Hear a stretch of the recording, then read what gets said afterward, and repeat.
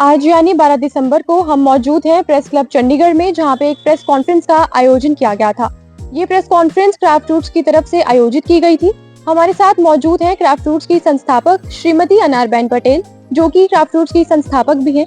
सबसे पहले तो मैम बहुत सुंदर कार्य कर रही हैं आप। जी, थैंक यू। हम सबसे पहले आपसे जानना चाहेंगे कि आप हमें एग्जीबिशन के बारे में कुछ बताइए।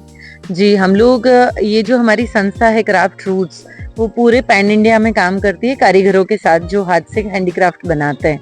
करीबन 35,000 से ज्यादा कारीगरों को आज तक हमने जोड़ा है और 100 से ज्यादा क्राफ्ट हमारे साथ अभी तक जुड़ गए हैं और अलग अलग सेक्टर से लोग हमारे साथ जुड़ रहे हैं। टेक्सटाइल भी इतना ही है, नॉन टेक्सटाइल में भी उतना काम हम लोग कर रहे हैं। मैम आज से 10 साल बाद आप क्राफ्ट रूट्स को कहाँ देखती हैं?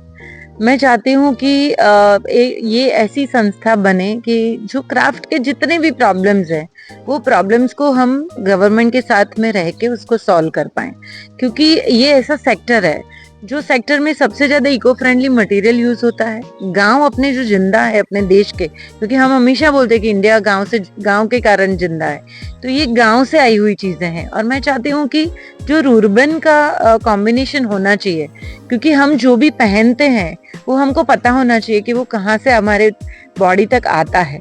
हम जो खाते हैं वो कहाँ से बन के कहाँ से उग के हमारे पास आता है। तो मैं मानती हूँ कि कस्टमर अवेयरनेस भी उतनी ही बढ़नी चाहिए कि उनको पता चले कि मेरा एक भी रुपए मैं कहाँ पे भी स्पेंड कर रहा हूँ वो किस तरीके से पीछे सोसाइटी को हेल्प करता है कि नहीं। तो इसीलिए हैंडीक्राफ्ट मार्केट हम लोग लगाते हैं। सुबह से रात तक हम लोग यहीं पे हैं। सब कारीगर अपनी अपनी प्रोडक्ट्स लेके आए हैं, बहुत एक्साइटेड है क्योंकि चंडीगढ़ में पहली बार आए हैं। मैम मैं पूछना चाहूंगी कि आपकी ऑर्गेनाइजेशन क्या मेक इन इंडिया से भी अलाइन होती है?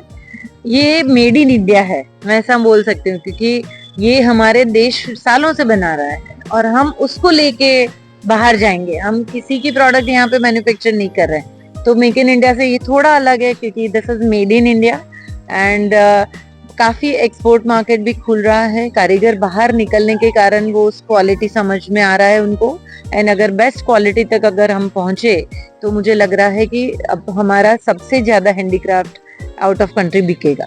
इंटरनेशनल का भी है? जी, इंटरनेशनल का भी है।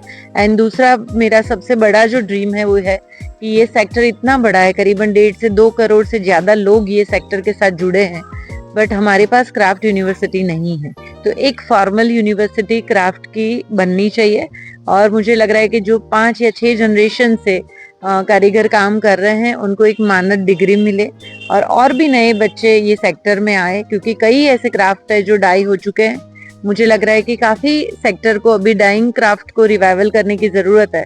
मैं चाहती हूँ कि आज का नया बच्चा जो डिजाइनर बना है वो क्राफ्ट के सेक्टर में आए और ये सेक्टर को सेवा के माध्यम से देख के अपना बिजनेस करे, सोशल एंटरप्रेन्योरशिप को बढ़ाएं।